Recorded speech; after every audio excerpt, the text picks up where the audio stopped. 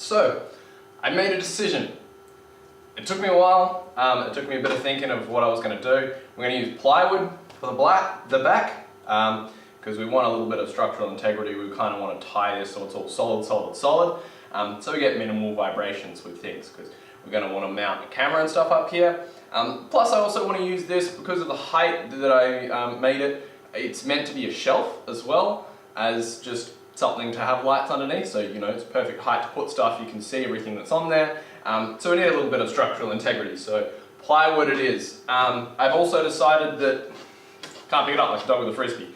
I've also decided that these side bits are going to be braced as well, just to give it a little bit more, like reduce vibrations a little bit basically, because if you're going to be doing stuff here and I want to be, like, you know, have a camera, have something down here pointing, I want this little bit to vibrate as little as possible. So at least to reduce that kind of vibration, obviously it's not going to matter with lateral movement, I'm going to make some little brackets. So I've actually measured all this off camera, had a little bit of a think about it, and yeah, so the top bit is going to be split in the middle, so basically going to have a shelf this side, a shelf that side, all going to be nice and tied together. The back is going to be on here. It's not going to be all the way to the edges, because buying material that fit the right dimensions at a decent price meant I had to get slightly smaller material than what I wanted.